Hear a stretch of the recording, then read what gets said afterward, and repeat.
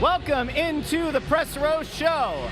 Not the number 3, not the number 2, but the number 1 rated pregame, intermission, and postgame show this side of the Mississippi, south of the Arctic Circle. And we are here. Your team, your town, your Philadelphia Flyers take on the Arizona Coyotes this evening as the Flyers look for yet another win following the All-Star break. I'm Russ. On the end is Bundy, who we're happy to have here pregame. And believe it or not, he is alive. San Francisco is here.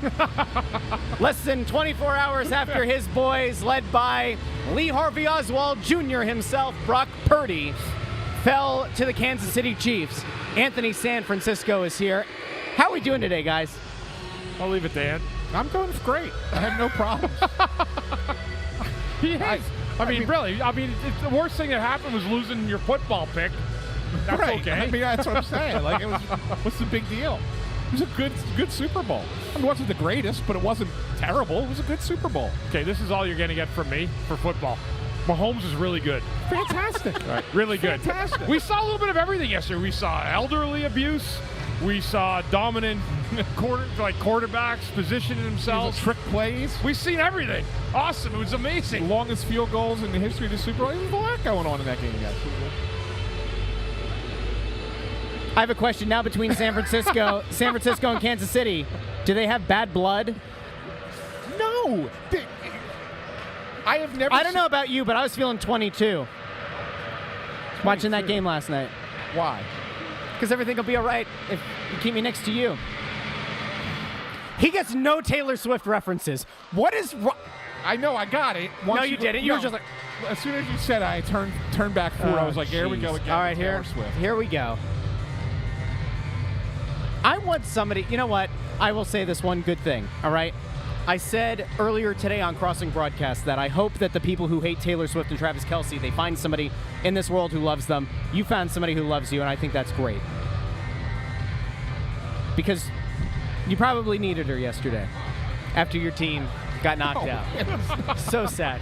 So very sad. You act like I was Bundy, sitting there sulking over the game. Oh, yeah. Listen, this guy, braggadocious, massive bravado, talking to his old cohorts in Crossing Broad about, I told you guys San Francisco was going to be back. I told you guys San Francisco was going to be back. And then the game that San Francisco loses, this is he completely made up. no-shows the group chat with those guys where they're like, is Ant dead? And I said, I don't know. I guess we'll find out at the Press Road Show. So he's here. He's just a coward. Anyway, speaking of cowards, will he go to the post-game press conference or will he get Nick Delorier or Mark Stahl for 15 minutes post-game? Stay tuned to find out. We love you. I actually had your back the other night. If you listen, I said, do you think Ant is scared one bit of that? Like, give me a break. Like, seriously. And we wanted to go as soon as Hathaway was done. Intern Andrew and I were going to go. We looked over and the doors were closed. It's like, well, all right, it's over. They did it all right. And we came up and the media was already up here. We were the only ones on the elevator. That's how long it took to do that interview. Somebody's asking about what's in this water bottle. We can say that Ant is better hydrated tonight than normal. Usually his pee is very dark yellow, but tonight it's a Crystal Light. Thank you very much. Crystal Light. I would like to mention, like, going back to hockey now, I saw something at the end of last broadcast, Russ. Yeah. And it was somebody complaining about how we don't talk about the standings enough. So I think every week we should pull the standings up, show where the Flyers are at. Okay. Different scenarios. I that did jump out at me. So I think it's important not to do it all the time, but once in a while. Sure. And they have some cushion now, and I don't want to say it sound too cocky, but I'm almost getting to the point where, I mean, unless they epically fumble, this is a playoff team. Well, they're a playoff team as currently constructed. A lot can happen between now and March 8th. So they're going to take a dive down, which is possible. That could change things. That could change the trajectory. That could change things. I mean, really, if you sell off some of the pieces that have been rumored, then for sure. That's what I'm saying. It's just going to happen. We don't know what this team's going to look like when they play Tampa on March 9th in Tampa. If it's the same roster, this is absolutely a playoff team. Yeah, absolutely, because I don't think that they're going to fall out of the position they're in. Like, I think they're at least top 3 in the Metro, Andrew, you have it pulled up? And will remain in there. So I don't know what, here we are looking at it. Where's 4 after that? Is there any way to show what's beyond that? I can tell you that right now in the Met, here, Andrew, keep that up because the playoff thing is more important. But the Islanders are number 4. They've got 56 points. They have 1 game in hand over the Flyers. It's important to note that they have played more games, the Flyers have, than every other team in the Metropolitan Division. In hockey. Well, okay, but as it pertains to the Met, they've played more than everyone else. So other teams have 1, 2, or in the case of Pittsburgh, they've got 4 games in hand over the Flyers. So while it's important to have the points, it's also important to note Pittsburgh that is essentially 23 and 26. Yeah. Look at the wins losses together. Right? Here's a way to look at the standings. If you're a plus team, you make the playoffs, right? For your goals. Look at everyone. You could be even in the 8th spot, and that will tell the other tale. Pittsburgh's plus 13. That one, I'm telling you, is one of the weirdest ones. It is weird. It is the outlier for me. It is. Well, I agree. Meanwhile, the Islanders are minus 21. They're a sub 500 team, but they've got the Islanders. They've got 12 points. The Islanders are surviving on the loser point. That's how the Islanders are surviving. Yep. The team I think you got to be careful with is New Jersey. They have the talent. They have the talent. I don't know if they know how to work with the talent. They did last year. They had that amazing year. They didn't really. And they lost. And they may not ever put this together. But if they go out and try and improve the team at the deadline, that's a team that you got to be careful of because they have 3 games in hand and they're 8 points behind you. If they win those 3 games, all of a sudden it's 2 points. Yeah. So here and here's the other way that I look at the standings. And if you talk about the real win-loss record, just take the wins that you have and add the losses with the overtime losses. Usually if you're 1 game under 500 in that, you don't make the playoffs. Yeah. It's the simplest formula, except Anthony said it right. Pittsburgh is the outlier right now with the plus 13, and that must have happened earlier because we'll give them the games in hand. Let's see what happens with that. Yeah. They had 5 games in hand the other night, and they were playing Minnesota, who's not a good team. And they lost that game to Minnesota. Yeah. They have a couple other games in hand coming up here, but they're against much better opposition. And I think that was an opportunity, a major opportunity lost for the Penguins. It's not to say they can't still make it up. They certainly can. But you can't, if you need to take a game that's a game in hand on a team that you're chasing for a playoff spot, and they're a weaker team, and you don't win it, that's gonna hurt you. Yeah, absolutely. Division games important. Yes, and see, our Hextall, he's having plus 13 is goal differential. Yes, that's what I'm talking about. Yeah. And if you go back, look at the standings. Don't even look at the division. Look at the 1 through 8 in the standings, and you're going to see the teams when you go down it. You're going to see plus, getting closer to even as you get to the 8th seed, and then it goes down in the minus as you get to the 9. Now, it's not a written in stone science, but it'll give you a pretty good indication of what you're looking at with getting to the playoffs. Well, and there's something else in those standings, too. I mean, we talked about this, I think, a week and a half ago, about the way that things are kind of shaping up. The Atlantic's going to be the one to get the wild cards. Probably. Is how it's likely looking. And then you look at it, and both Toronto and Detroit are running a double-digit positive goal differential. Yeah, and Detroit's starting to kind of play a little bit better. They're trying to find a groove. They've been talking about it for a while, and we hadn't seen it. We've seen some glimpses of good hockey out of Detroit, but not in full swing because they're in a rebuild too. They're kind of like the Flyers of the West a little bit, but they've had Yzerman in that role a couple more years than they've had an opportunity here. So he's already, put his vision intact. Yeah. So it's interesting. I mean, listen, we have to keep an eye on what the standings are because we don't. I mean, obviously this can go a whole bunch of ways. Anthony kind of alluded to it, but we've been talking nonstop. Walker, Risto, Sealer, Lawton. Who else am I missing? The Athletic put out Morgan Frost was the name. The Athletic put out their list of the 44 most likely names to get traded at the deadline, and 5 of them were Flyers. So there you go. And if you move off of 2 of those guys, look, if I'm not going to say that there's going to be a tank. I don't think that this team will attempt a tank.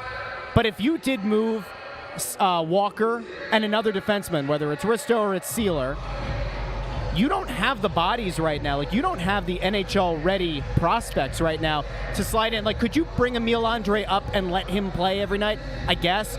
Would it be great for his development? No. Would it certainly give you a better chance of losing more games than winning?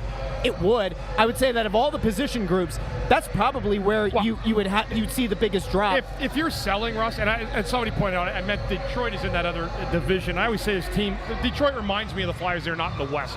Yeah. I just misspoke. Well, they used to.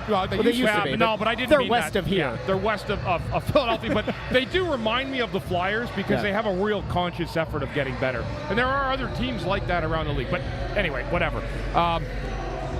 This is it. At that point, if you're selling guys for draft picks, or if you even get a warm body back, would be unreal. But that has to make sense for you, and it's got to be a younger body. Yeah. So what I'm saying is, at that point, Russ, it doesn't matter if you've traded 5 guys that have been impactful to your team this year for the future. It doesn't matter who you're plugging in at that point, because you're looking for bodies anyway in the minors, because unless you pick them up in those trades, that's what you're left with, and you already know that heading into the deadline. Yeah. The thing that I think I keep coming back to, something I said a while ago, which is I think if the Flyers are going to legitimately look at this as a playoff team, you've got to be about 7 games above 500.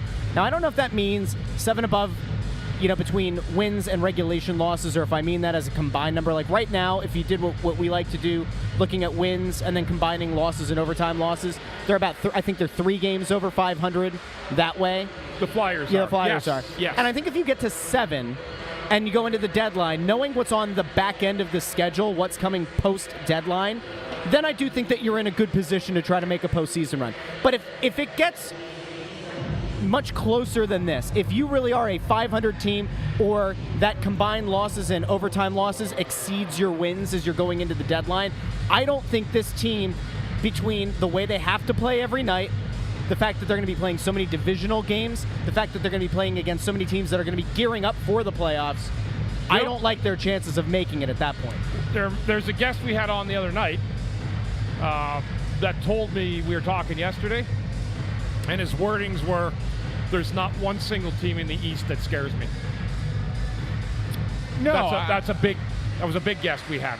Perhaps a Stanley Cup winning coach. Yeah, no. And he actually said that. Yeah, Chief said the other day, he goes, I'm not scared of one single team in the East if I'm a team out west. If you're a Western team. But what I'm saying is I translated that to, well, what does that mean if you're just an up-and-coming team like the Flyers? Like, we watched a Vegas team almost win the Cup in 2017. Yeah.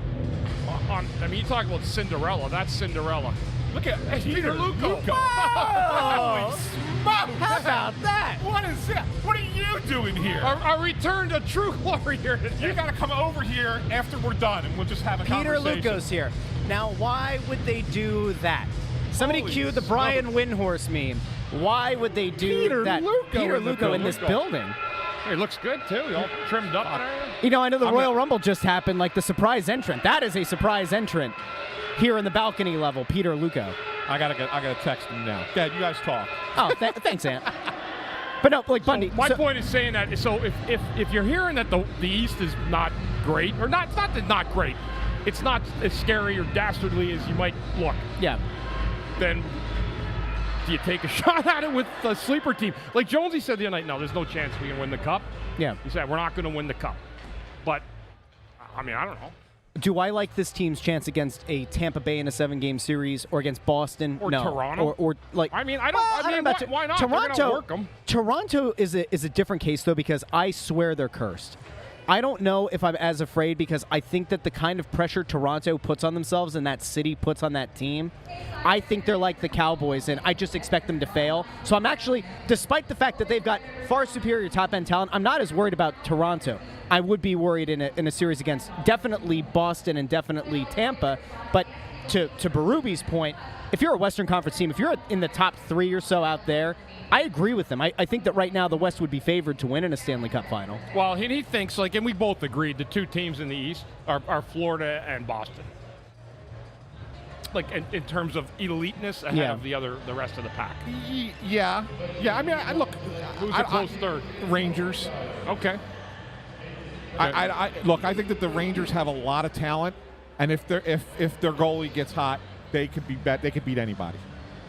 Am I crazy for still thinking that like Tampa is a team you don't want to run into in the playoffs? Because of their experience, but they don't have the depth that they used to have. Listen, my counter to that, and I know it's not the same, but like the Chiefs didn't look good for long parts of the regular season, and then they flipped the switch and they got the playoffs. I'm just saying, like, football's a lot different. I know. I'm just saying that, like, football, you win 3 games. The championship pedigree's there. Yes. The goalie who has the chance to take over an entire series and Vasilevsky like that still remains. I'm not saying they're not dangerous. Yeah, but there's a big difference between getting older in football and getting older in hockey. That's fair. It just is. I mean, you can get a bunch of older guys to suck it up and play 3 football games and win a championship, right? But I'm not certain you can get a bunch of old guys to suck it up and win 16 games to win a championship over 2 months in the NHL, right, Bundy? I mean, I think it makes it a little bit harder in this sport to be a declining team and make that run in April and May. Oh, absolutely. You know what I'm saying? Yeah, there's no doubt about that. And yeah, because you still think you got it, but when you just don't have it anymore, it's a game of inches at that point, and that's where you end up losing playoff series when you are that group. I don't know. I mean, I think Boston's a good team. We saw them at their best a couple weeks ago. Florida, obviously, I mean, people could say what they want, but Florida's a really good team. They're very battle-tested. They are deep in my view of how they play, and they're physical when they have to be. But I don't want people to say, like, the Flyers beating some of these teams in the regular season is the blueprint's in place. I mean, it's a different thing, a 7-game series where you got to go back at it again and stuff. So, but again, it's an interesting thought, just the whole part of it for me, because this Flyers team has proven they can outwork teams, proven they can create turmoil when playing some good teams. So, but again, it's not what we talked about. There's a rebuild that has to happen. They have to restock the closet and the cupboard, and that's clearly going to be on the forefront. I want to go to this really quick, though. Before you do, I just want to give a couple quick lineup updates for everybody. Please do. Then we can go right back to that conversation. Yep. Tyson Forster is out tonight, which was as expected. He didn't skate at the morning skate. Ollie Lixell will play in for him. They're going 11-7, but Rasmus Ristolainen is out. And no explanation given as to why. Forster is a minor. They're calling it a minor lower body injury. We all saw what happened. He blocked a shot, right? So they expect him back this weekend, but no rationale for Risto. And I was going to ask you something about that. They felt he played well the other night. So I thought there was one play in the game that he didn't. I think he struggled. Again, was it that game or the one before? But either way, he hasn't been noticeable to me a lot, which is actually not a bad thing. Yeah. So for defense, but what I'm saying is, if there's something, might he still be injured, Anthony, or sick, perhaps? Possible. He was absolutely sick the other game when he was. Because when you take a guy out, that if you're trying to shop him, you don't want to put a guy in the press box, because then you're going to decline his value. Yeah, I don't know I'm trying to find out. I haven't gotten an answer yet. Obviously, we're live on the show right now. So yeah, I don't, and we can speculate because we're a podcast. Yeah, but. Yeah, this is not a report. I have nothing on Risto why he's out. I have no idea either. Yeah, Forster's an injury, but Risto, there's nothing yet. I've been trying to get an answer, but I haven't gotten it. Yeah, it's odd, right, Anthony? Because you're playing 7 defensemen, and he's the guy not playing, and Stahl's been the regular who's been sitting. So, yeah, it makes you question the timing of it and where they're at with it. So, anyways, you want to get back? No, I mean that's a good. It's a good bit of info. Like that, it's good insight. And I can give you some good insight out there in TV land. If you're looking to move, or if you know somebody who is, trust our friends at Pack Horse Moving. Head over to packhorsemoving.com/snowthegoalie. Use promo code SNOW when you set up your next move.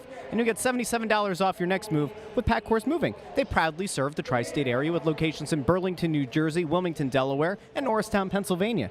They moved our family a couple of years ago in the dead heat of summer. Did a great job. Very professional, very courteous. I cannot recommend them highly enough. I will tell you that if you know somebody who's moving, if you do the Anthony SanFilippo methodology of calling friends and family and offering them pizza and beer, they might help you, but they're not going to be happy about it. Pack Horse Moving will be happy. And I'll also tell you that after a few moves over the last few years, there are some really shady companies out there. And there are certainly some companies out there that will charge you 2 or 3 times more than they ever should. You won't have that problem with Pack Horse Moving. Give them a call today. Check out their website, packhorsemoving.com. And remember, use promo code SNOW, S-N-O-W, to get $77 off. And let them know that you heard about them here on Snow the Goalie and the Press Row Show. Risto is not sick. Okay. That much I've got. trying to figure out what the rest is. ¿Qué pasó con Risto? Now, the question, obviously there are going to be people who are going to wonder aloud, is it because they are trying to get some film on some of the other guys? Are they going to try to get is Mark Stahl playing tonight? Stahl's playing with Drysdale. So perhaps they're trying to get some good film out there on Stahl, who hasn't played a lot this season? No, that's absolutely not it. No. You know what Stahl is, Russ, believe me. Yeah, I don't think no. so. Number one defenseman in the league. Nobody's sending a scout out to check on Mark Stahl. You never know. No. Never know. You know what they scratched Zamula. What was it, 2 nights ago, right? Is he back in? He's back in tonight. Okay, so that's Did Risto take a bad penalty last game? I thought he did take a penalty. It was like a dumb penalty, wasn't it? And is that enough now to just get sat out Wow. and put back in the doghouse? The Chateau Bow Wow. Woof, woof. It's possible. Ow. I mean, it's possible. I mean, the problem is, though, is that, again, if you're trying to trade him, you don't want to devalue him. And then the team go, well, you just had him in the press box 2 nights ago. Now, counterpoint, you just did the whole, we know what Mark Stahl is. If you're a team that's been... You have to look at Risto. He's making $5.1 a year on your cap. Mark Stahl's a $1.2 million rental. I'm not I think for the whole year. Yeah, I'm not arguing with you. I'm saying if you're a team that's interested in Rasmus Ristolainen, and you've already scouted him, a lot of teams have been here. A lot of the teams that have been rumored to be interested in him, even going back to last year, they've been here to scout him. I don't know if him sitting one night is going to be the thing that tanks his value. I do agree, though, if this becomes a more common occurrence, or if one game becomes 2 or 3 without there being a legitimate reason given, then I do agree with you. Then it is a problem. Then it could potentially tank his value. Yeah, we'll have to see. It's interesting timing. Somebody just mentioned, the Morgan Riley cross-check to the head of Ridley Gregg the other night. And actually, you know what? What do you think of that? I loved it. I loved all of it. I loved every bit of it. I loved the slap shot. I loved the response. I just wish. Oh, you did love the you loved the slap shot. Yeah, absolutely. I don't care. How with Toronto, dude? Okay. You know what? Seriously, I don't care at all about them. They got more breaks. I loved it. I didn't mind. Morgan Riley probably should have avoided the cross check. Yeah, you don't go to the head. You don't go to the head. That's the only thing that I have a problem with. I have no problem with Ridley Gregg being a little bit of a dude. I loved it. Being a little bit of a jerk. There's not enough animation anymore in this league. Right. The league used to sell animation when 2 guys would fight. Like it would turn into be like a Donnybrook. Right. So I was cool with that. Yeah. And I'm cool with Riley going after him. I just didn't like him checking him in the head. I agree with you. Totally agree. Yeah. Yeah. 100%. Yeah. That was good. It was good for hockey. I don't hate the Leafs, Andrew Fawcett. I think they're a well-gifted franchise by the league. I think when I used to go in there, we used to have meetings about making sure we were on our toes because there's probably 2 refs that grew up Leafs fans. Can I tell you what I don't I'm like? not kidding. Can I tell you what I don't like about Toronto? I can tell you more than one thing. No, but I'm serious. Seriously, this is it about hockey? Yeah, it relates to hockey. Yeah, because we would go. Every time we would go up there, right? I mean, invariably, you would go on. We would come into town for a Flyers game, and the Toronto radio would say, "Hey, can you do a hit?" Whatever. You come, go on the radio, and you talk about the game, whatever. And then invariably, these idiot fans would message you or whatever, and tell you that the reason that you're wrong is because they basically invented the sport and we didn't. I love that. And it used to drive me insane. And so there was part of me that always wanted to see Toronto lose, not because I disliked the team or disliked the players or the coaches or anything like that, but just to say to the fans, you suck. That was really it. They think they invented hockey. Montreal's worse, except most people don't understand. If you don't speak French, you don't know what they're saying. Pourquoi le français, le québécois? It's like, dude, it was worse than the 90s and 80s for Montreal fans. We used to joke about it all the time. Patrick Waugh, we got bathroom break 4:13 p.m. We'll be all over the media. John Leclerc, seen at the corner of, Saint-Hubert and Saint-Charbonneau. Couldn't do anything. You couldn't walk in those 2 towns. No, Montreal was bad. That was I can remember walking back from the rink to the team hotel after a morning skate or a practice, and just the players being hounded by people and photographers and everything. You're walking 2 blocks from the arena to the hotel, and you couldn't walk those 2 blocks in peace. Just because that's what that city's like with hockey. It's insane. And totally nuts. And they follow you down. I used to I'd just follow out like one of the stars. I'd sit in the lobby. I'd wait for Lindros, and I'd just walk out to the side, slip over. Nobody's looking. Oh, there's Eric Lindros, everybody. Come get an autograph. He'll be happy to sign for all of you. Yeah. I actually walked back to the team hotel with Peter Forsberg once because we were talking for an interview. And he's like, yeah, walk with me back to the hotel. It was, like I said, 2 blocks. It took us 25 minutes. Oh, yeah. Because of all the people who stopped them along the way. Yeah. It was wild. Unreal. Wild. It was unreal. We got a super chat here. Let's pull this this guy up. Andrew, can you pull it up? I'm trying to click it, and it's not pulling up for me. Risto, already put it up, I Anthony, is a think. minor upper body injury. Oh, sure. That's what we're hearing. That's what somebody said. Is that right? Could that be indigestion? This is why I love reading the stuff, too, our fans send us, because Yeah. upper All right. body. Well, in the meantime, let's go to the super chat. Tony Louis checks in. That was from the team put out through their official people. Risto has a minor upper body injury, and the team is hoping to have him back by the weekend. What could that minor upper body injury be? Should we speculate like that one time, Anthony? Never mind. Tony Louis checks in with a super chat. Let's be the team that rips off Toronto this year. Someone always does it. It's like I said, I'm not afraid of. I think that the playoff pressure gets to Toronto. Well, the problem with Toronto is they got to come through the gauntlet of that Atlantic Division. They got to play. They're going to end up playing probably Florida in the first round, who knocked them out last year. And then if you get by that, you're probably going to get Boston. And so the odds of winning both. Do you know that the Toronto Maple Leafs have never won 3 playoff series in the same season? Ever? Really? Ever. In the history of their team, because they never would have gotten past 67. Because in 67, they only had 2 rounds. Yeah. Right back then. Huh. How about that? That's interesting. Yeah. It's actually amazing to hear that. With stats you never would think you'd see. Andrew, was that your intern trivia for the night or no? No? Do you have your trivia question ready? Second intermission?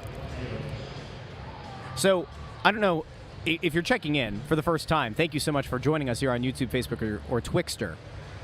Intern Andrew during second intermission has now taken to having a trivia question ready. And on, what was that, Saturday night, he was very excited. He set it up perfectly, had a big smile on his face. He put in the research, he looked at, and he asked the question.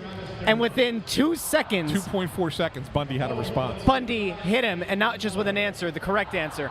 And the joy just turned to kind of shock and then to sadness so quickly.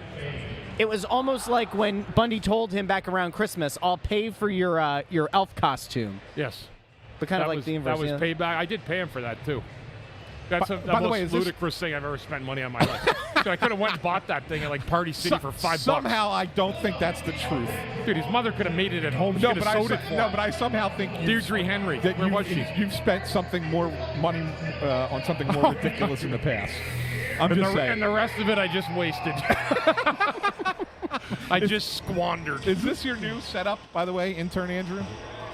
Is this the new deal that now that we can put the camera on you? Is that how this works? We can't put the camera on. You talking about for the iPad? Yeah. No. I have something else on that. Oh. Right. He's been watching the Barstool as they're trying free throws. They're trying to like break and like whatever the NBA record's 40 or something. He's been watching this since like 5:30. There's 10 of them in the Barstool Chicago office right now that are trying to collectively make 41 consecutive free throws, because that would be the NBA record. And they've been going at this now for 1 hour, 57 minutes. They've 876 total attempts, and they're still going. I walked in here at like 5:30, and he's been watching it since then. Well, so wait, so you remember when the guy with the hole in one? That's basically what this is. Yeah, with the golf thing, the Barstool. Shout out to Jersey. My Terry. daughter Isabella went 23 for 23 one night. Really? High Probably school, could have and used her. 17 for 17 the next game. No. Yeah, swear to God. Yep. I looked at the NBA standings and caught. She had great hands, amazing shooter. 23 for 23. So that's The free 40 throw. then, right? But that would plus have been 17? not at the same night though. Over two, like she was an amazing free throw shooter. Okay. How about that? Yeah, I'll go for her. and that was the best I saw in the Greyhounds. NBA, college, women's, everything. That no one else did. Our Hexcel87's telling Barstool to send the link. They still haven't done that. The Chicklets guys still ducking ant. How about that? How about that? You're gonna do. You do what you can. Guys, we're getting a little bit closer here. And Bundy, since we don't usually get you for pregame, I think now might be an okay time to do some predictions with like a little bit of analysis on it. Arizona comes into this game. We know what the Coyotes are. They've lost 4 in a row. Yeah, so I'm just going to start it off, keep it pretty simple here, guys. This is not one I'm going to overanalyze tonight.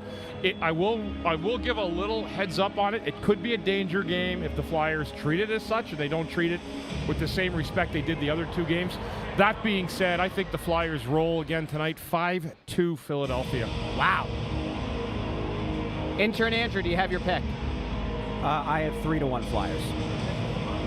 That's really kind of a low score there for this game. I had them scoring 4 in the last game, and they got to 3, and they couldn't get the empty netter, so I'm mad at them. Seattle's a little bit different than Arizona. 3-1, book it. Okay, you got it. We'll book it. Russ is booking it right now. What do you got there, Russ? Sam Ersson in net tonight? He is. Oh, well, we love when Sam Ersson's in net. However, without Rasmus Ristolainen in the lineup and Mark Stahl in his place with Jamie Drysdale, I have to say, you know where this is going, guys. I have to make up the gap with Bundy.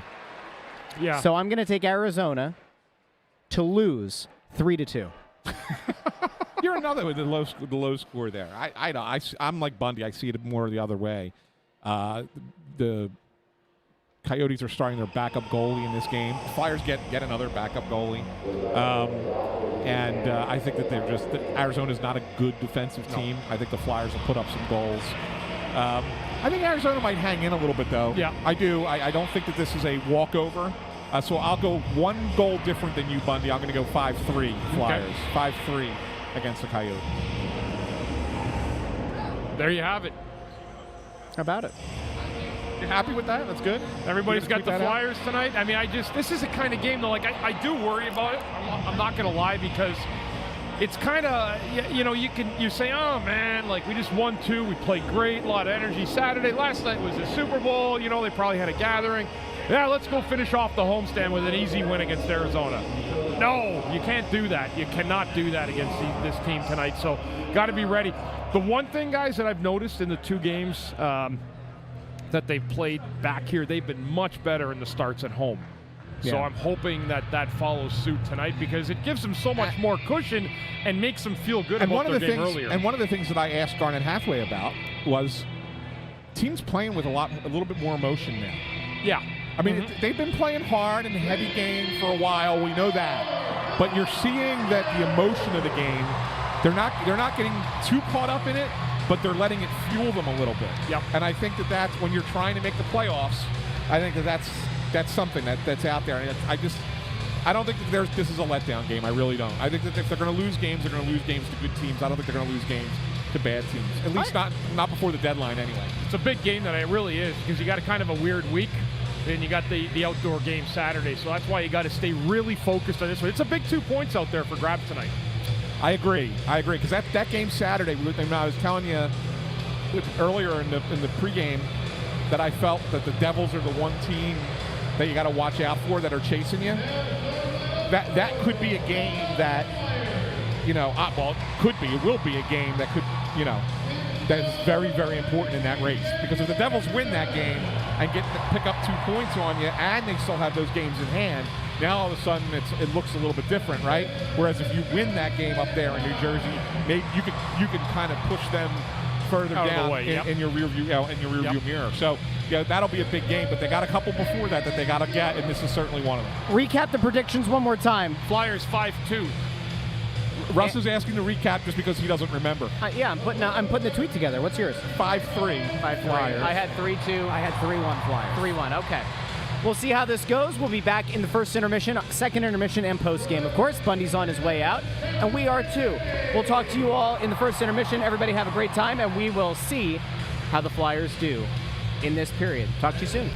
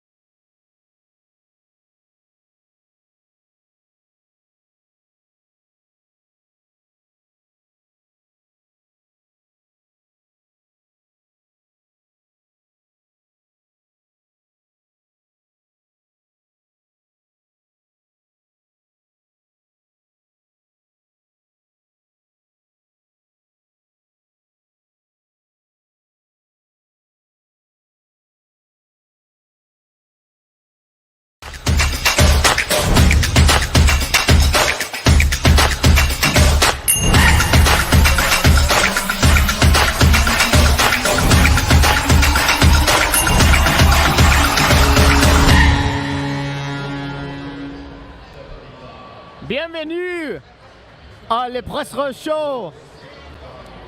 The Flyers are losing. What are you doing? Oh, no, I wanted people to see this because it's a shame what we've seen so far. The Flyers are down after 1. We talked about this pregame. We all picked the Flyers, so obviously we've cursed the team. You look at these numbers, and what's the thing that stands out the most? Well, there are a couple of things. Mainly, the Flyers have taken more penalties, and it has bit them a little bit. Oh, no, they killed off the penalties, but it's been an ugly game. It puts you in a bad spot. Yeah, it's been ugly. And listen, they're losing 1-0 after 1. It's not a good team. The Flyers have a lot to fix, but Bundy, I want to know first, what are the odds that Torts is peeling the paint off the wall after that period, or is that just going to be a... No, he's not. He's not. That's a Monday night game where you've won 2 at home. Remember I said before, I said I like the Flyers, but I issue caution. Yeah. This is one of these games that you can just kind of fall asleep on for some reason, and I don't like it. I was hoping it wouldn't happen, but they got some work to do here because the problem is that if they can wake up and there's lots of time left and it's only 1-0.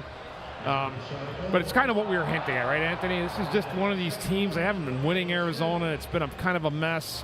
Flyers look good, so something had to give. I liked nothing about the first period for the Flyers. No, nothing. they really didn't. I didn't like the penalties. I didn't like the way that they played. They didn't really generate any chances. I think only Cam Atkinson had that one where he intercepted the puck and came in. I think he hit the post, actually. I think he hit the outside of the post. But other than that, they really didn't do anything of note. I mean, Tippett when he had the that sort of mini break and they got the drew the penalty, that too, right? But then the power play was terrible after that. It was not a good power play. So, there was nothing to like about it. And no, I don't think Torts is peeling the paint off the walls because I think when you have a period that's that bad, you don't need to say anything to the players. The players know it was a bad period. And this is one of those times where you sit there and go, all right, let's see if they can self-correct. And if they can self-correct, then maybe you get back into the game. If you have another bad period in the second, then maybe he goes in there between the second and third and says something. But I think the first period, he doesn't even walk in the room. Yeah, I agree. Doesn't say a word. And the problem is, too, is that when you do that too many times, that's how coaches get canned. Because the voice gets old, right? and so you got to be able to use that card appropriately. And tonight's not the night for it. You're down 1-0 in a slow start where you've just won the 2 previous games at home and played well. There's no need to say anything. Sometimes you got to let guys figure it out themselves. I don't want to say the Flyers played bad. It was just lifeless. It was a feel-in, like, okay, it's Monday, let's get the game going here, and then. It may fill in over time, but again, Arizona. We said they've lost games. They don't have a whole lot going on, and they made too many cute plays in the Flyers zone that I can assure you the coach won't like. But at the same time, the Flyers have to be better. And this is a night where they got to find their own energy. It's not like anyone's going to light the fuse for them. You got to go out and do it yourself. There's something that has nothing to do with the game that we talked about during the intermission, and I think now is probably. Just given the fact that there's not as much to break down from that period. There's something that's being sold in the arena, and I want to play a little game with the folks at home. Second period, we know we're going to play a game, the trivia game, with intern Andrew. But 2 of our best fans who are up here quite often talking to us during the game, they found something in the Flyers team store, and I don't want to give it away what the price is. I want people to guess. We're going to do this like the Price is Right. The Price is Right? Yeah, like when you're down on, what's it called? Contestant row. Bidders Row. Bidders Row. Yep. Yeah. All right, so this is being sold in the arena. And let me see if it pulls up. There we go. So that's a nice jacket. So this is being sold down in the Flyers Pro Shop. That's really nice. Right? It's a nice jacket. That's what they're going to wear Saturday at the outdoor game. Dude, I want to go buy one of those. It's nice, right? And I want people to guess in the comments how much you think this jacket's going for. Now, if it helps you, I can show you the back. Should I show the people the back? I can do that. You can. I didn't like the back so much as the front. Okay, so just take this in. It's a Stadium Series jacket. I think they're calling it the coach's jacket. It has the crest on there. It's got the Stadium Series patch. And then give me a second. I'm going to pull up here the back side of it so that you can see both as we got a thumbs up there on the screen. Intern Andrew back at it again with his computer. All right, it's actually pleather. Here is the back. There it is again. Oh. There's the back. All right, so you got Flyers on the back. All right, so now we've seen it. People are getting their prices in. Okay. So we have Okay, so can I answer what I think that this jacket would be worth? Yes. Yes. Okay, so I'm shopping around. And I'm going to go in and I'm going to say, you know what? That thing would look really good on me for about $170. Okay, that's with the inflation. Okay. And I know I get my little 15% discount because I played here forever. And so I'll be happy with that. So that thing would probably cost me $150, and I think I would look polished in that puppy. Now, when we were talking during the first period about it, Russ and I were trying to take guesses, and Russ's first guess, because he knew that when I said that guess, I said to him, guess how much this is. He knew that it was going to be higher. I'm with Tuck Phillips. Yeah, he knew that it was going to be higher than what you would expect. So I think, Russ, your first guess was what, $375? I think it was. Yeah, I thought that it would be ridiculous. I said that I think even in like a decent scenario where you go, all right, things are inflated. It's a stadium series. I was like $315. I would still be. I was like $315. I would be offended, but I would like. I'd say, all right, it's a stadium. $300's a lot of money. I'm like, it's a stadium series thing. It's probably a limited run. People pay a lot of money for jerseys. That's got to be. I would actually think that's some leather from some kind of an animal and not vinyl. Okay, so that was my like offended guess. And then I said, honestly, if I were going to buy this, which I wouldn't, based on the price, I was like, $175. I would say I don't want to. That's what I said. I don't want to spend $175 on a jacket. That's just me. But I would. But like for the limited run and everything, like maybe okay. Yeah, but there's going to be a markup, right? Just because you're in the arena. There's going to be a markup on this item. All right, so I am prepared. Just so you know, one person in the chat has guessed the correct price. Because I think that person is one of the ones who went down and took a picture of the tag. I'm pretty sure. Or they screenshotted it here and then flipped it up. So we should have put the tag on, but somebody cheated. I'm going to show everybody what because our listeners, Oliver and Meg, were like, we'll go down and take a picture to prove it because they brought it up, and I said, there's no way that's that much. Here is the official tag. Here's the price tag. Everybody get ready.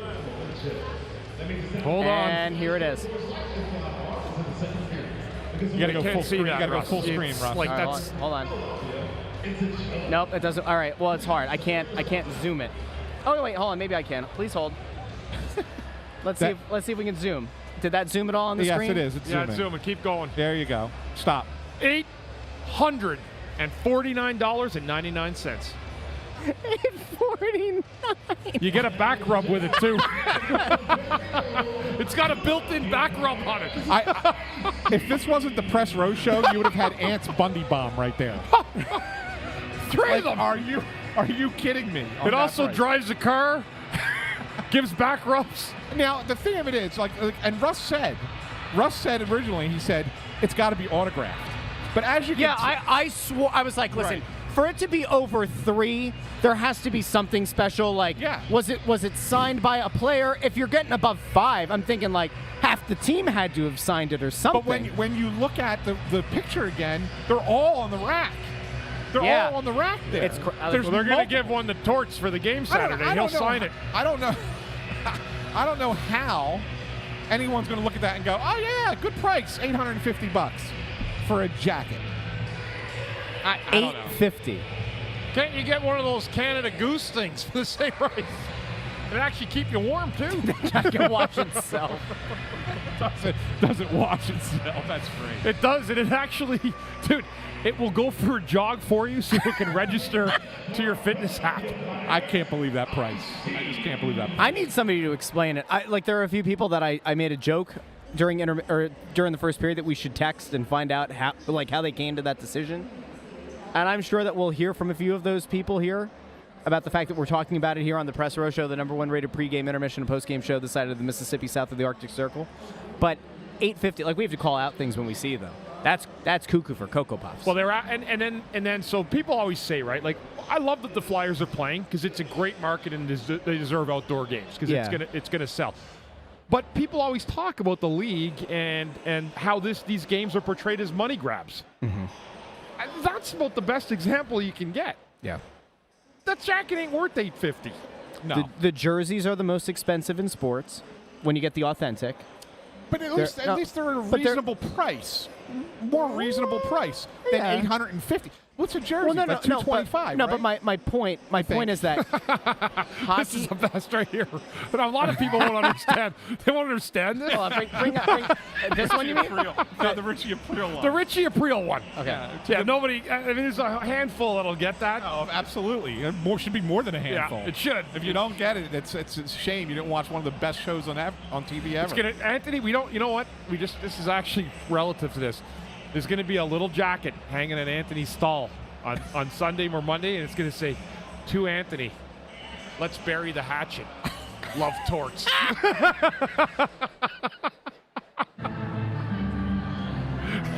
Hey, Torts, can I just ask you really quick? How did you come up with the price for that coach's jacket? Not answering your questions. Fine. That jacket they had, though, the one that we displayed, that will be too big. That's a double X, I think. Yeah. That looks like a pretty large size. I'm just trying to fit like that. Okay. Listen, somebody will buy it. People will pay for it. I guess. I don't know. I don't understand. I just need an explanation from somebody. Were the Stadium Series jerseys also marked up? Are they more than the normal jerseys? Well, of course they will be. I don't even like them that much, though. They're okay. They're fine. They're okay. I don't like the sleeves, but the actual, front and back of the jersey, that's pretty good. So Oliver points out a really important thing. Anthony's birthday gift from Torts, because tomorrow Anthony turns the big 6-0. No. And we are really happy for I'm him not here. that old. Anthony turns the big 5-9 tomorrow. 58? No. Oh. Screw you guys, man. Screw you guys. I'm older than Anthony, but who cares? Yes. Hold on. How old is Ant? Drop it in the comments below. Closest. People know. Do they? I've Closest to the number without going over wins. Wins what? The jacket? Yeah, Are you buying it? they win towards his jacket. Towards his jacket. If they can find him. Yeah, no. They don't need to guess, everybody. I turn 50 tomorrow. It's crazy. I can't believe I'm Welcome to turning the club. 50. Yeah, I know. Son. I know. By the way, I hate to, did we get Ant a cake?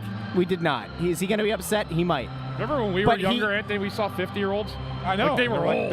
They were like close to death. They were like old as hell. Yeah. Andrew, do you remember when we saw 50-year-olds and we thought, they're old, they're close to death? Yeah. Ant said to me the other night, he's like, are you guys going to get me a cake? And I said, no, but maybe we'll text Val Camillo and ask her to send you a cake. And I think you just got your cake a little bit early. That's it. We're going to do something for you, but not tonight. You have to wait. You have to wait.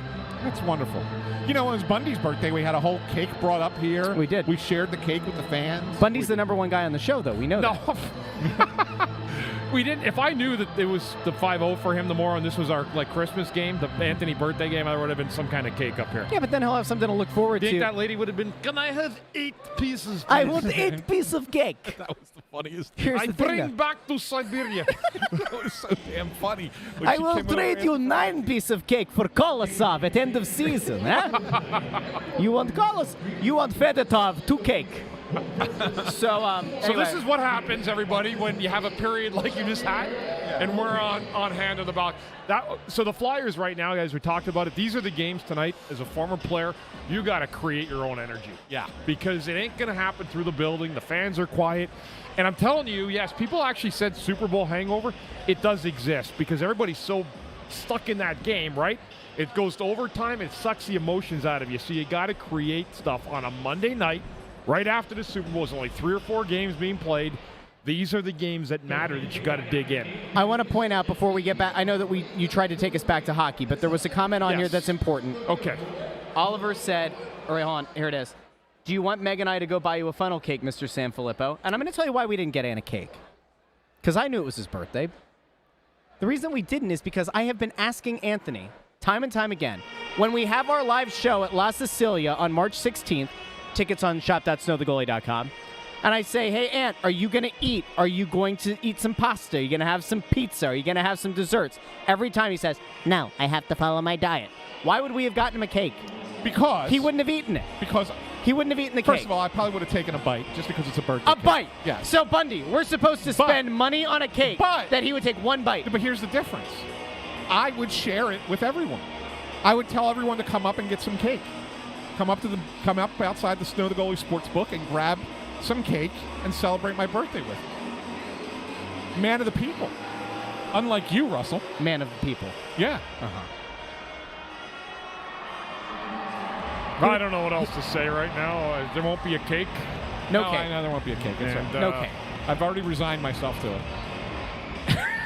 You like carrot cake, though. Someone mentioned carrot. I like carrot cake. In fairness, And now you're actually at the age now where carrot cake is appealing. No, becomes part of your. No. Instead, what I'm going to do is I'm going to start going to dinner for the early bird special. Oh, At Somebody like told me once I got a $5. carrot cake at Christmas, and my buddy Rick's like, "Yeah, dude, what are you eating a carrot cake? All old people eat carrot cake." I know. I'm like, you know what?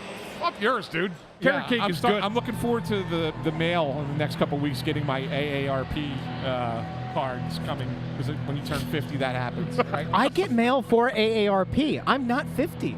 I'm not even close. It has my name on it. I don't understand what's going on. Yeah. Anyway, we will be back in the second intermission. I'd like to take a second here to wish Anthony a happy birthday.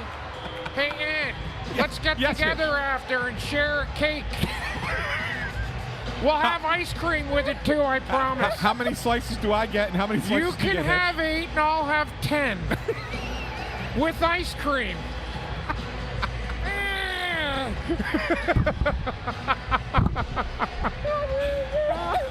We'll see if the Flyers pick up the big win, and me and Anthony will split a cake. It'll be so good. I hear that you like the top. Never mind, I'm not going to do it. I'm in the Hall of Fame. Don't anybody forget that. Just got in this year. I'd like to thank all my friends, both of them, for all the great things you've done to me in my career. All right. We have another. Why do you guys do this to me, man? I'm telling you right.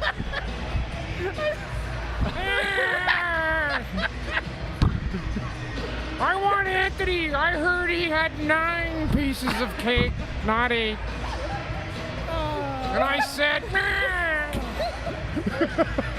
That's it. We got Russ. That's it. Gotta go. We gotta go. Second intermission.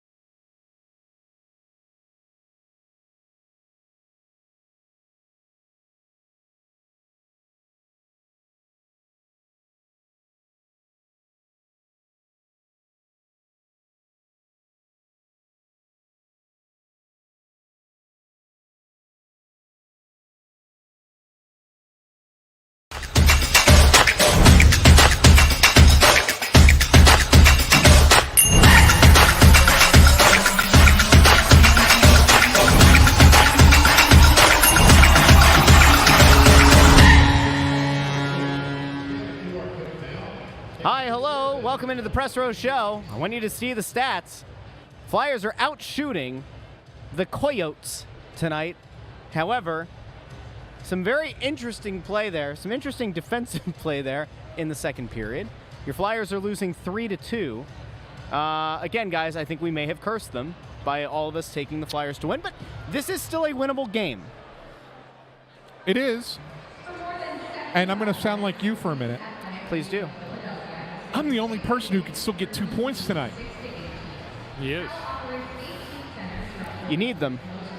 You're pretty far behind in those predictions, amigo. Not been good. Not been good. But yeah, you know what? Your 40s have been bad, but when you hit your 50s, maybe you'll hit your stride. I'm not going to miss. It was a better period, Bundy, I would say. It wasn't great, but it was better than the first period. And not just because they scored 2 goals. Really, until the breakdown on the third goal there, I really kind of felt like they were really limiting the Coyotes. I mean, you get the lucky shot, the lucky goal that bounces off the back of Erson's skate and into the net from behind the net. That wasn't a breakdown play. I think there was a missed assignment on the really nice pass for the third Arizona goal. Is that Kerfoot? Is that Kerfoot's goal? I forget which order they came in. Anyway, until that point, they were really limiting Arizona's chances. So I kind of thought they were better, but it still wasn't good enough. Yeah, I mean, again, it's one of those games where you have to manufacture what you want to do, and it's been. I mean, it's not been great for both sides, but it's been a little bit like one of those quicksand games. I mean, there's been a little bit of pace, but it's not. This is just not a flow for either team. Arizona got the puck where they shoveled one off the back of the skate of Erson, and then the third goal when Flyers got it back to 2-2 on Konechny's nice goal. That's a nice goal there. 2-on-1. Yeah, it was a beautiful play over to nice little saucer pass from Lawton. Lawton to TK, and that was perfect goal. And then, Flyers right after, again, a few minutes, they give up a breakdown play where it ends up being a 2-on-1, but there was coverage. The problem is that I don't know where the defenseman was, if he was up the ice, but it ended up with Owen Tippett covering, and he did not have the inside lane. He covered the outside, and that's not good. It was a saucer pass at the middle, and then a very quick little backhand play that beat Erson. But 3-2 Arizona. Issued caution with this one, but I did feel the Flyers were going to find a way to win it. I'm still hopeful of that. Well, I will say that, all the penalties kind of hurts the flow, too. Yeah, no doubt. A lot of penalties in this game being called. And I think most of them are deserved.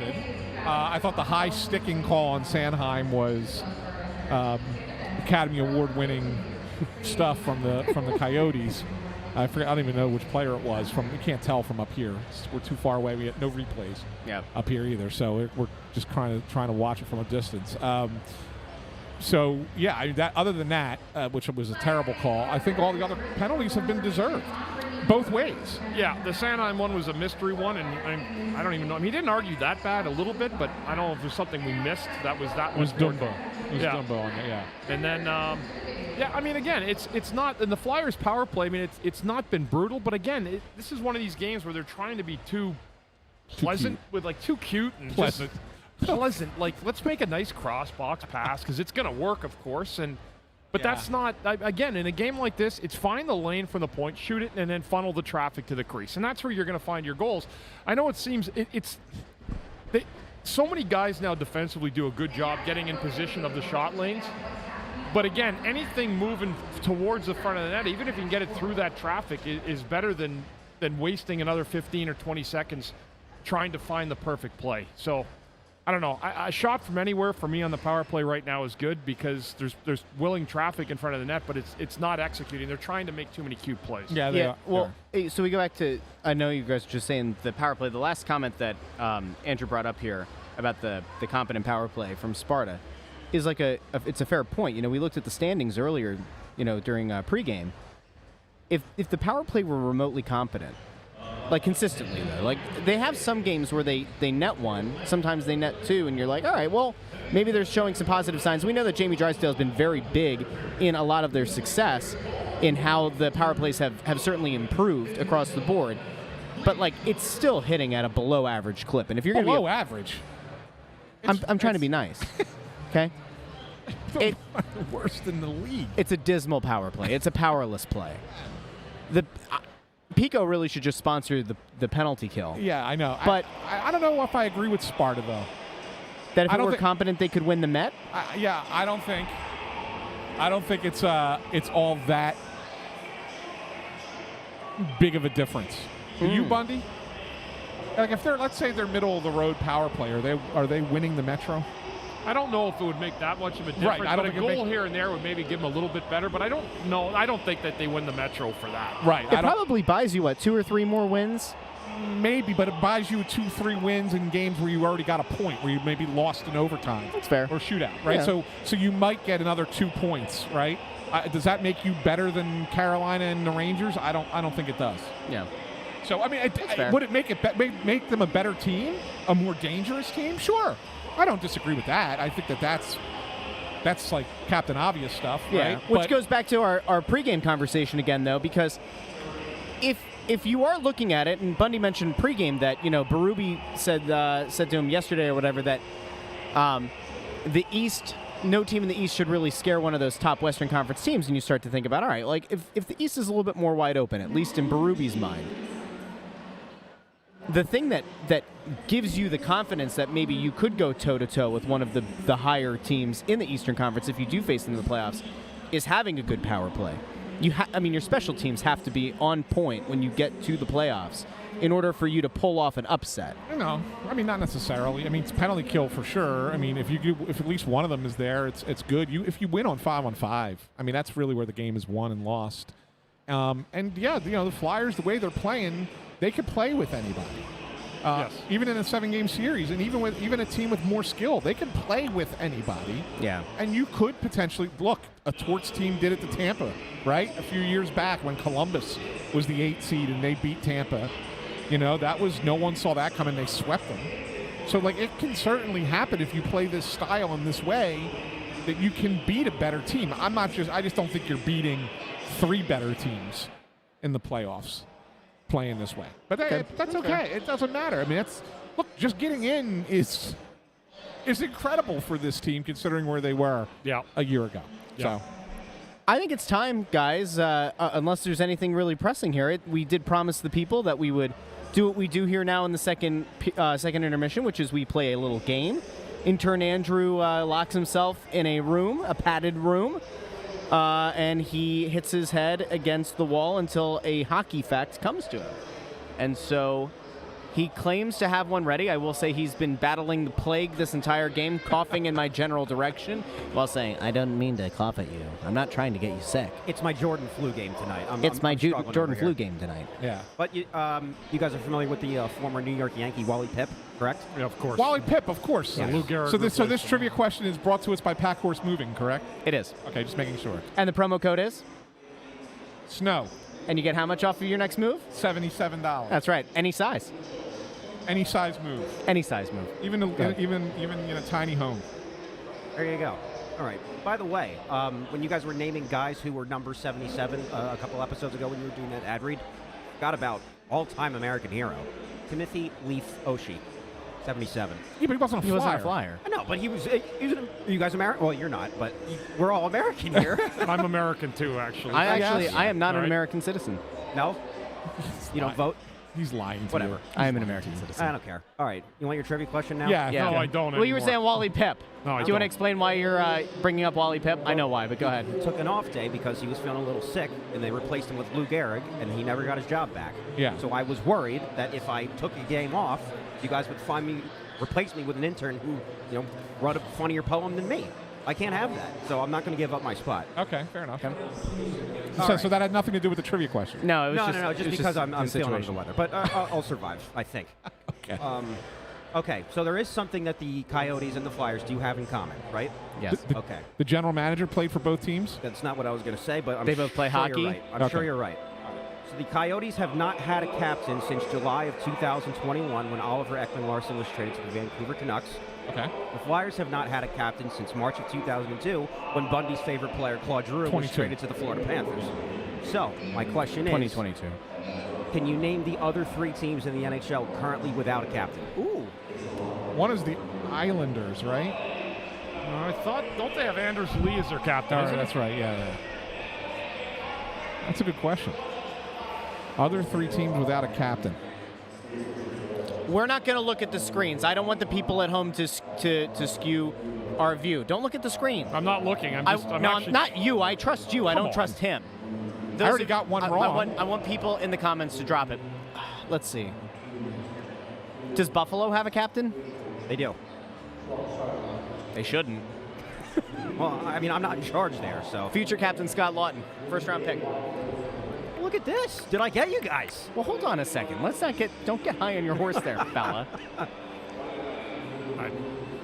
So there are 3 teams other than the Flyers and the Coyotes. You are correct, sir. I'm intentionally mispronouncing their name. Okay.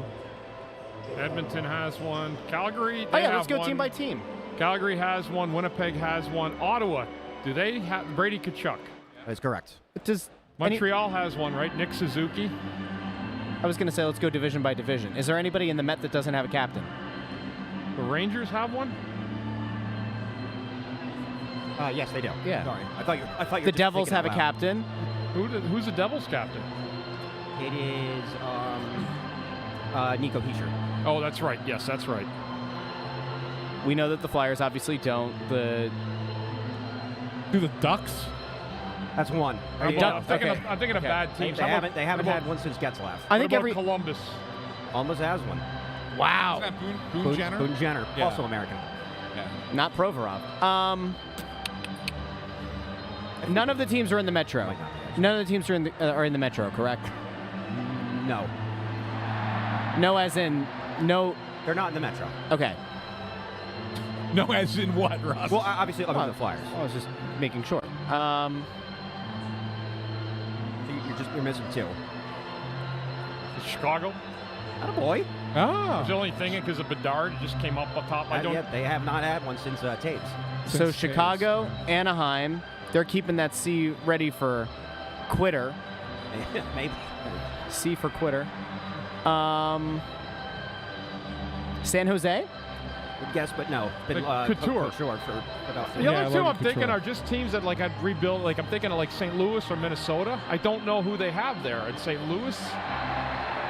St. Louis is Braden Shen. Oh, Braden Shen, right? Correct. Yes. So is it Minnesota? It's not Minnesota. Minnesota's is Jared Spurgeon. Who's hurt, so that's why you don't see him out there. But Detroit has the sniper there. Larkin, right? Larkin, yeah. Michigan, hate him. Nashville has someone, yeah. Yeah, the defenseman. What's his name? Have we named everybody? Dallas Carolina has one. The Stars is Jamie Benn's been the captain Yeah, of Dallas yeah. forever. Carolina Stahl still. Yes. All right. Well, we just spent a whole lot of time doing this. All right, I'll give you a hint. We literally just played. Well, Seattle then. There you go. All right. Ah! Okay. Dave Hackstall doesn't believe in captains. We got there. We got All there. right. We Well, got there. that killed 5 minutes. So Well, I have another game. All right, go You ahead. guys will like this one. So when I went, and Bundy already knows the answers to this, so he can't answer. Okay. But I was in the bathroom. I love where during this the is second going. period. And, as intern Andrew's already pointed out, I can't use the urinal. I have to use the stall. But because there was someone at the urinal and was wearing a Flyers jersey that I was stunned. This is like the old, what's his name? He used to cover the Flyers. Dave Isaac. Dave Isaac. Yes, this is the old Dave Isaac thing where he used to He find. used to take a picture of the more obscure jerseys the he would see obscure from the jerseys. press box. And there was a guy standing at the urinal wearing an obscure Flyers jersey. And these are all guys who played here in the last 35 years. Number 15. Delzato. No, that's a good guess. Parent. He was 77. Yikes. Parent. Ryan Parent was 77. Okay. I'll give you a hint. I played with him. Yes, this guy played with Bundy. Which tenure? Before or after you were First tenure. first? Well, I was pretty much my whole tenure. I mean, Yeah. Well, he wasn't here that long. right. Yeah. Very high draft pick. Disappointing player.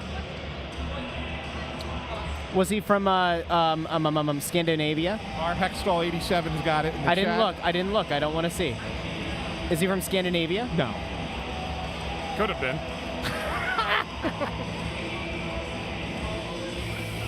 All right, I really don't know. Oh, I put the wrong one up. That's not him. It's not him. Oh, where did it go? It's Pat Falloon. Pat Falloon. Pat Okay. Falloon. So, in the process, I found 2 others in the crowd. Okay. So I got 2 more for you.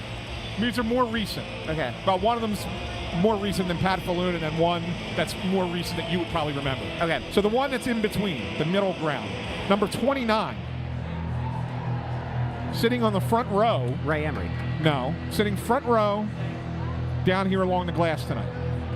Also, I played with him. Also played with Bundy, but a little bit later. Before No, my time. early in my career. Before my I thought, but he time. was here after Pat Falloon.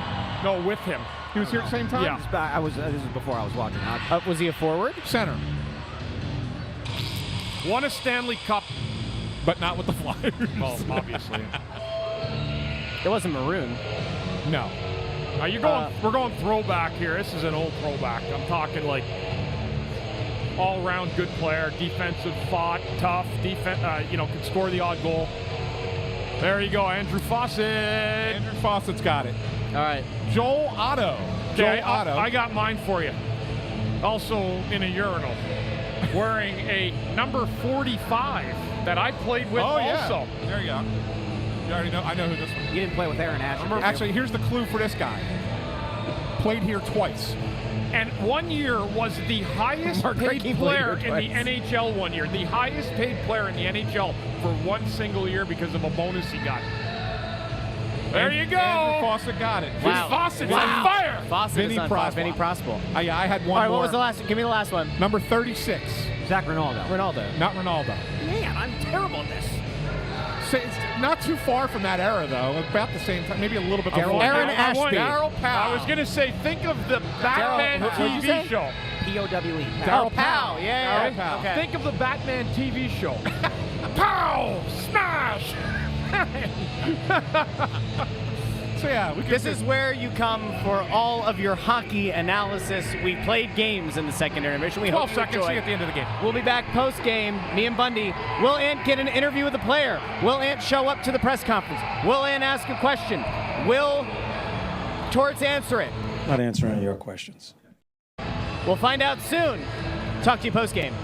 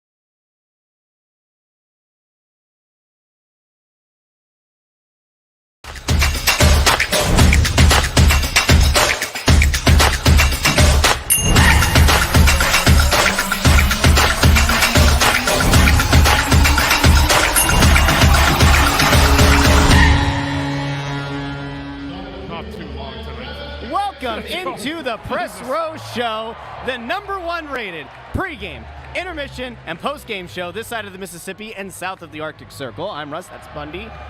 Intern Andrew and Anthony.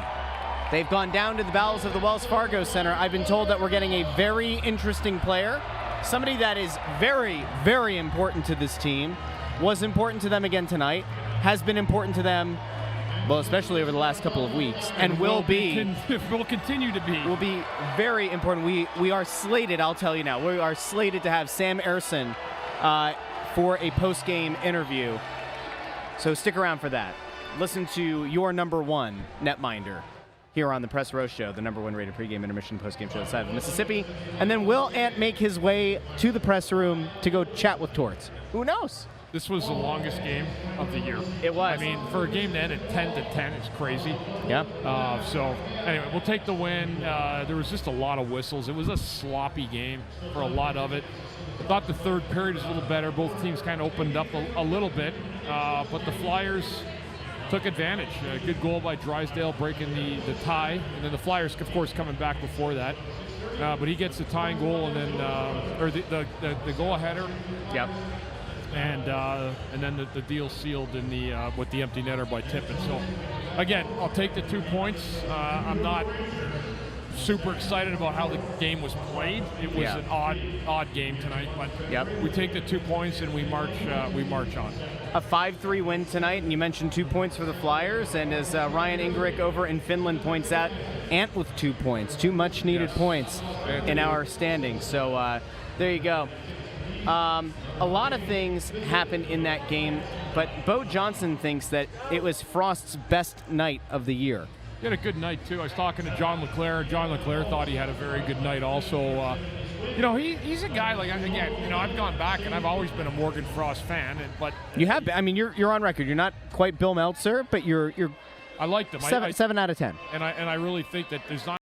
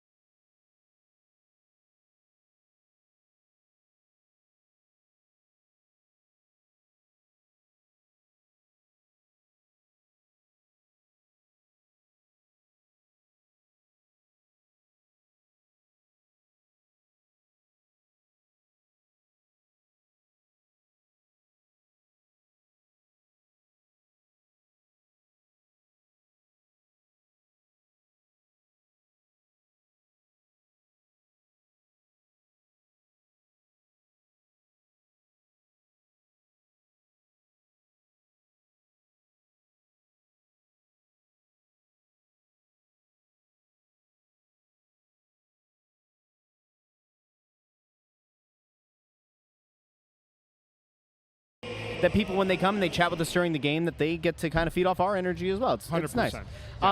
A lot of people talking in the comments about Sean Walker. And, I hate to feel like we're bringing up a lot of the same points, but, like, this is going to be the conversation until the deadline passes. He has been steady. He's a rock-solid defenseman. And, again, they are going to have to make a tough call. I think he's going to be the guy, aside from, like, if a Buffalo comes in and offers you a first for Lawton. I think Sean Walker is actually the guy that's going to be the hardest decision for them to make in terms of, do they try to re-sign him or do they trade him and trade him while his stock is high? I actually keep him. Really? I do. Yeah. Wow. I mean, I think a guy like that is a second pair guy. They're hard to find. I would really, like, again, I don't want to speak for Danny or Jonesy, but I would have to evaluate that one. He's 29 years old, right? Yes. So I don't see a problem with another 3 or 4 year deal, and I don't have a problem with that at all. When you mention plays like that, when you mention he's a second pair defenseman, is he a second pair defenseman on a rebuilding team, or like if he can play. So you think that, like, if you're a legitimate playoff team, maybe not a Stanley Cup contender, but like a legitimate playoff team, he could be on a second pair. I don't. Yeah. I want to make sure that we're clarifying. The way that he is played, the way that we don't really notice him because he does his job. Absolutely. I mean, they're hard to find, steady Eddie defensemen. Yeah. And teams that have them usually don't get rid of them. I mean, you think about it. How many times in the last few years that we've been doing the show together, and even before you came on, and I would always talk about the fact that, like, this team should have had, like, a solid top four because you kept hearing about the kids are coming, then they'd have some vets here and someone underperform, and you never really felt like you had a strong top four. Right now, it does feel like, in some way, they do have a solid top four at least. I'm telling you, like, for where you're looking, you got a couple young guys. You got Sanheim, who's taken a step this year in the face of a lot of adversity. Yep. And then Walker, there's still guys that have done a good job, like Sealer, Yep. That's another guy you got to really taken a hard look at signing him again, rather than just saying we're going to trade him because we think something better coming along. Sometimes what you have ends up being better than what you're looking at, and it's given. We've had a good sample size now of Walker. At the beginning of the year, we didn't even know who he was. Nobody thought anything. Nobody. Two guys that were in that deal, right? It was Peterson, and Walker. And in both cases, people thought, Cal Peterson, you're not going to see much of, right? Because you had Carter Hart as your number one. Sam Emerson was going to be your number two. You kind of figured you weren't going to see anybody else unless there was an emergency or whatever. And we know that he's now going to be thrust into being the number two unless Kolosov comes over sooner than later. And that is even kind of iffy about if he would make his way into the NHL lineup. And then with Walker, we had no idea what we were getting. Yeah. Even at the time, like, people that we talked to who were in the know, they didn't know what to expect from Sean Walker. Even the management wasn't sure. Yeah. They really didn't know. And I guess that kind of speaks to the importance of when you make an off-season deal. Sometimes people kind of go like, do we really want that guy? Like, if he's not a difference maker, you don't know what somebody's going to look like until they're in your system and until they're part of your organization. You have no clue. But it's weird that they actually, like, they tossed him in because he ended up being like, if he played like this in LA, there's no way they would have tossed him. Absolutely in. not. Yeah, there's no way. No chance. So maybe that takes the guys longer sometimes. Maybe he just felt like there's a release of pressure and I'm playing for myself and I'm going to go out and just play. Maybe that's the way it's gone. But he's done a good job, and I would absolutely consider re-signing him and Sealer because worst case, that could be your third pair if you think Walker's taking a step back in a couple of years. But he is going to command money. People are saying just, trade Risto. Great. They'd do that if they could. It's just a matter contract. of money. Like, the problem is he's at 5.1 cap hit. We talked about this the other night. You're going to have somebody pick up half of that, Yeah. And that's going to be hard. I do want to point out, like, I get why some people are very hesitant. And I'm not dismissing this outright. There are people who are hesitant about the idea of hanging on to Walker. And again, we don't know, but if a team were to come to you with a first-round pick as the offer, right? We came into the season saying, I don't know what we really have here. The Kings obviously didn't think he could be a top four defenseman, so they moved on from him kind of as like a throwaway piece. If you don't trade him, and then next year he regresses back to kind of like that sort of player where you're like, we didn't know what to expect of him, and he becomes like a third-pair guy, he's not going to command like massive dollars. Like, let's be clear. But like, you do run the risk of having a guy regress, and then you do run the risk as you're rebuilding that, like, we tied up money here in a guy that we didn't necessarily have to. I think that's the fear. And again, that's why you have to trust that your GM and your president of hockey ops are doing due diligence. They're scouting.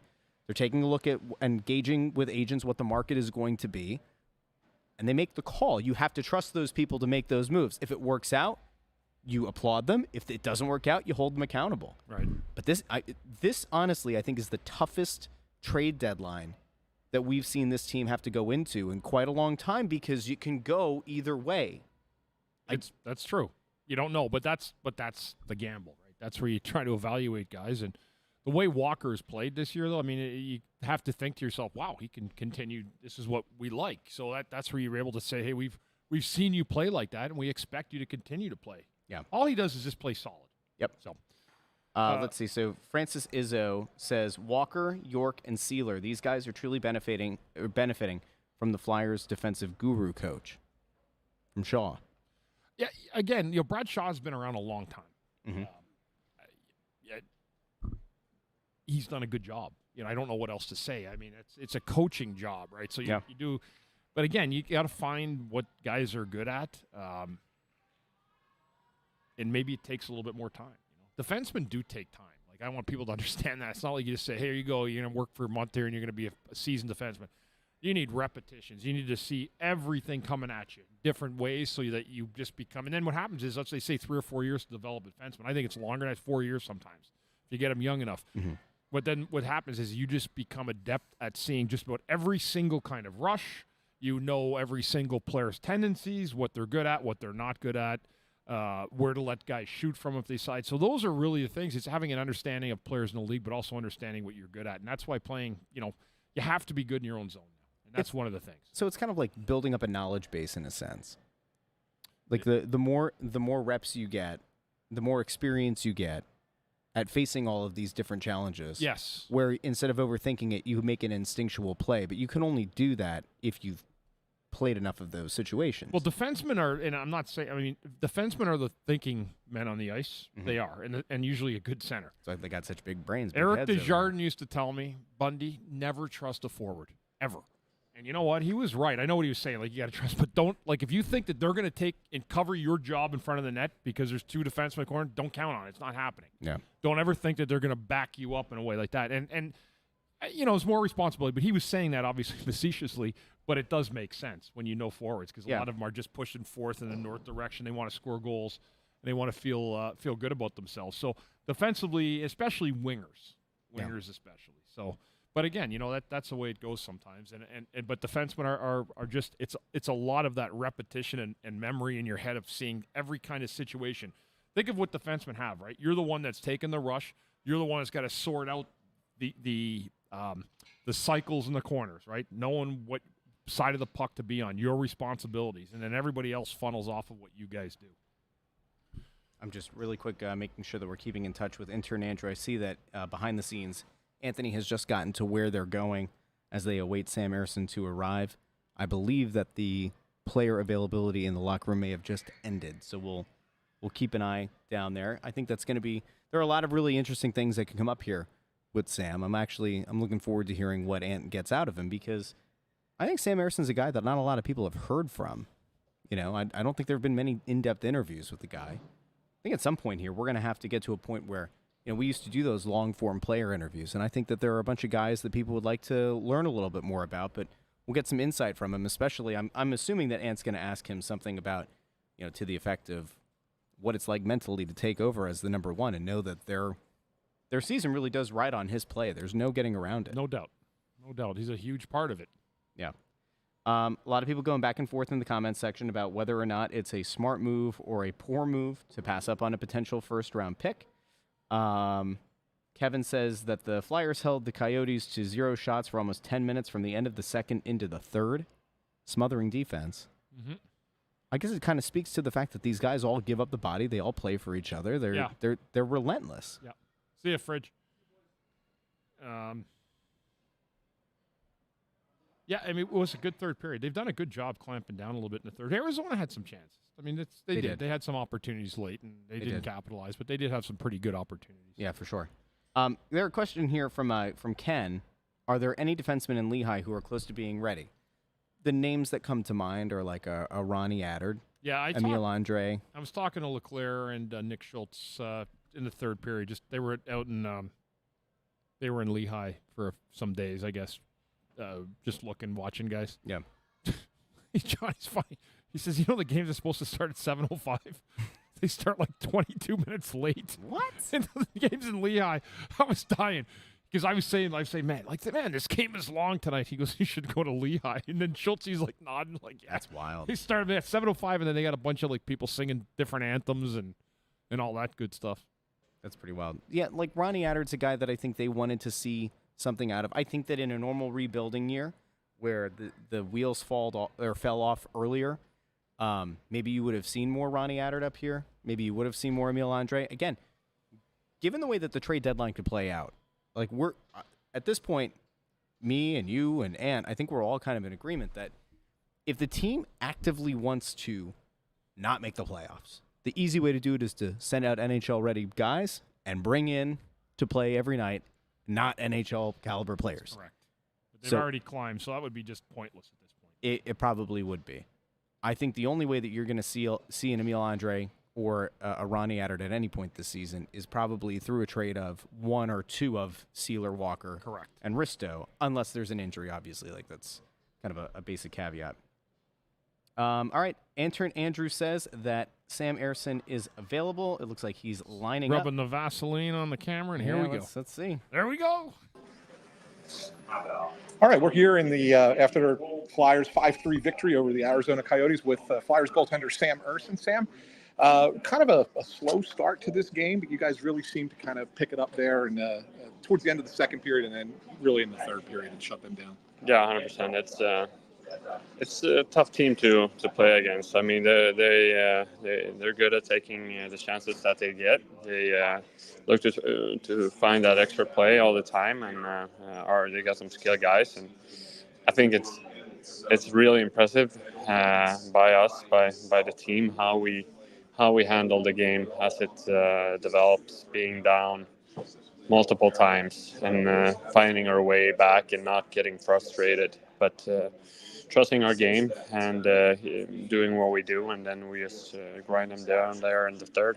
Yeah, and in that third period, you're really, I think it was from the end of the second, or towards the end of the second, through like 10 minutes of the third period. I don't think they had a shot on goal. Mm-hmm. You guys really seem to really play the defensive system the way you wanted to play, and that kind of creates the offensive opportunities in the other direction, correct? Yeah, 100%. I mean, the best defense is offense, and I think we knew how we had to play. And, like, again, the big thing is not that we didn't take chances. We didn't cheat our game. We stuck to it, to our game plan, and that gave a result in the end. And that's huge for us moving forward. Now, when you don't get a lot of shots, I mean, it's not always the easiest thing for a goalie, but at the same time, you had to make a couple of big stops in there, flashing the leather a couple of times, especially there on Zucker in the third period. You see him coming to the net that way and just kind of tracking the puck the whole time. Take us through that one. I mean, yeah, you know they're gonna get their chances, and then on that play he kind of came in there on an angle.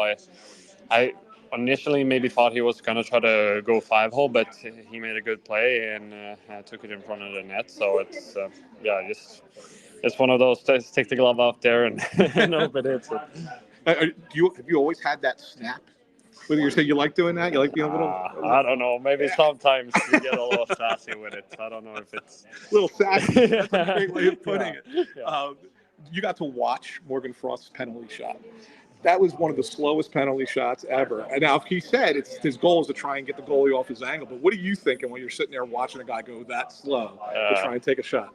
I actually didn't watch it. I'm like a little bit. Sometimes I don't like to watch and just like. Try to focus on me, so I don't try to like even if we score, if we don't score, I don't try to let it affect my feelings or whatever, how my mentality. So I didn't watch it, but I'll have to watch the replay and see what it is. It took forever. Last question from me. As we go down the stretch here, you're obviously going to be leaned on a lot to play a lot of hockey.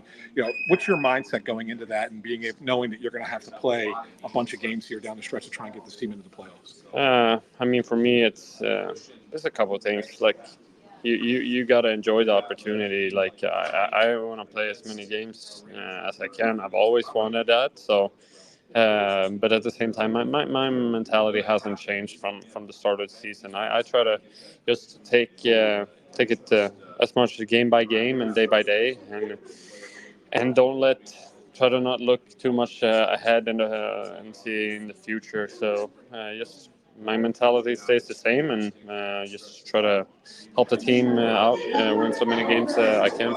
Great. Sam Ersson, thanks for joining us here on Snow the Goalie Postgame. Appreciate it. Much.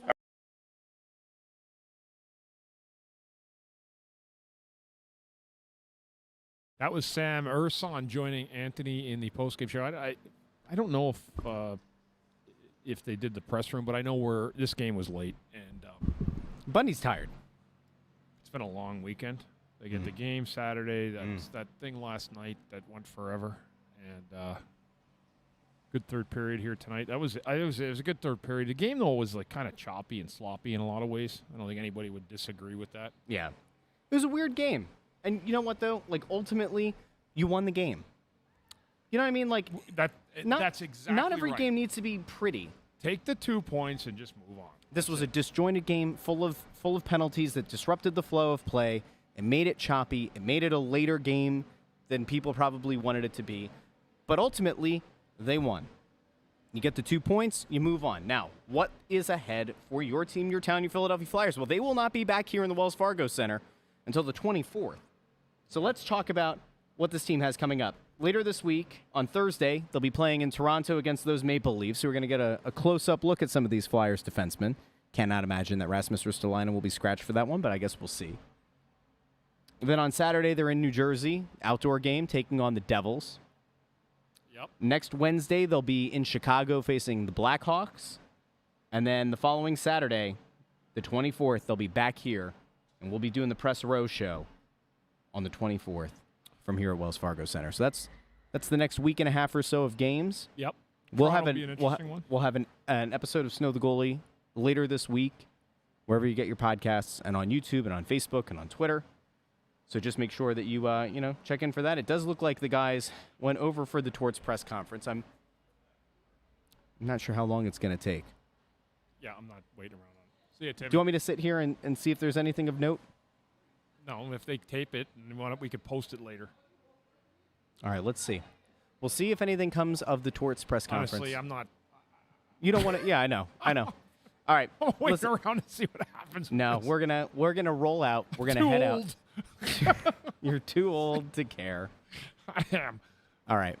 Everybody have a great night. We will be back, like I said, later in the week with a regular Snow the Goalie. A big thank you to everybody who tuned in. And again, a big thank you to our sponsor, Pack Horse Moving. Remember, use promo code SNOW for $77 off your next move when you reach out to Pack Horse Moving in New Jersey, Delaware, and Pennsylvania. Oh, he's there now. We'll go to Torts, and then we'll just sign off when he walks off the podium. So everybody have a great night. Guys in the room, wasn't as bad as I think a lot of people think. I think we developed some offense. They were opportunistic, but I just thought it was a game that we're going to have when you're not totally on. I don't think we're as bad as a lot of people think, but you just have to stay with it. In the third period, it's not about trying to get it right away. That's what I was afraid of. When we don't score on the power plays, do we lose ourselves and not play the right way? We just kept on playing and just stayed with it. So good for them. It's a different way of winning, and those are the type of games we have to feel comfortable in. Jamie Drysdale said that you came in in between the second and third period and said you had a gut feeling that you would win the game today. What gave you that sense? Because I don't think we were playing that bad. I don't. They score one from behind the net. We weren't great, but I still thought we were generating enough. I still thought our energy was good. I just felt that if we just stayed with it and not get anxious about it and give up more by being too anxious, that we'd find our way. We have the power plays. I was a little concerned. We generate momentum off those power plays. I think we need to try to score there. It made it a little bit more difficult for us, but they still stayed with it. Watt scores a big one. Jamie, throws a puck in the blue. I'm happy for them because to me, it was the type of game. It's our third in a row at home. We've won a couple, kind of straightened ourselves out a little bit. Is the readiness there? That's what I was concerned about. I thought we were ready to play. Started off well, and just kept on going. Being able to win this game, where, as you said, maybe wasn't maybe as bad as some of us maybe thought, but wasn't a perfect game. Does that show the progress this team has made being able to win a game like this? I hope so. I hope they can lean on it because there's going to be more games like this. There are never perfect games. There are going to be some bumps. I hope they can lean on it and just how they went about it on the bench. Not so much the result, it's how you play to get that result. Because there's going to be other situations as we play these games coming up here that we're going to be behind. We just got to keep on fighting. We talked a little bit this morning about the defensemen. Obviously, you lose Risto for this game. How encouraging is it that no matter which 6 or 7 guys put out there, again, they sort of limited opportunities. And like you said, Arizona was opportunistic. They didn't have a ton of chances. Very talented team too. They're a tough team to play against because they're tough to get through in the neutral zone. They're an East-West team with some skilled guys. I thought our defensemen and our team defense lost ourselves a little bit when we had the lead. We just got a little bit tentative. But I thought our team defense did a pretty good job. they score on a flipper. Tip goes the long way because he thinks he has that, causes that 2-on-1 when who was it, Keller scores. But most of the night, block shots did our job in the middle of the ice. Scott Long blocked that shot. He barely even goes up the tunnel, comes back and has the game that he did. Did he kind of show what he means to this team? Yeah, the intangible loss brings to us. It's so important as far as the locker room is concerned. So, and he gets rewarded, right? He keeps on playing.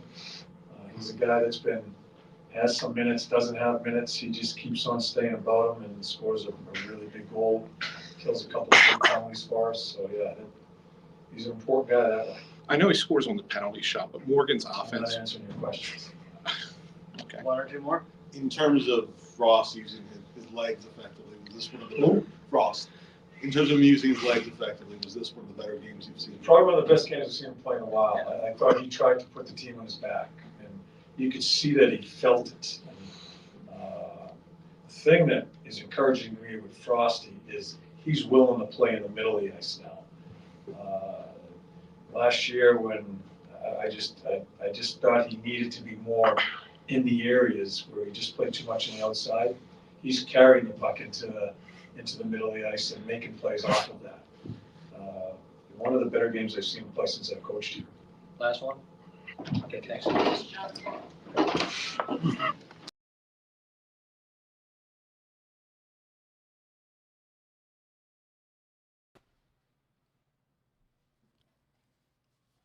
Hello. That went about as well as I think a Torts press conference has gone. Some actual thoughts, some insight, an Ant question. Now, good point here by Rob Greeley. Ant's at the presser wearing his $849 Stadium Series jacket and still got dissed. Thankfully, he's not wearing the $849 jacket. I do like this idea by Washboy. Have Andrew ask the questions. We're going to have to explore it. 12 days between now and the next home game. We'll see if this continues. I'm getting the feeling that this is going to go all year with Torts and Ant. We'll find out. We'll be back later this week. Thank you to everybody who checked in. And a big thank you and a big shout out to intern Andrew for the great video. And as you can tell, it's the same camera, just it's the bandwidth down there. Would appear to be the internet. So anyway, we will be back later this week. Everybody have a great night. Flyers win a game that they needed to win and that they should have won, and they did. And now all eyes turn to Toronto on Thursday. For Bundy, for Ant, for intern Andrew, I'm Russ. Thank you so much for listening to and even watching the Press Row Show, the #1 rated pregame, intermission, and postgame show this side of the Mississippi and south of the Arctic Circle. We'll talk to you soon.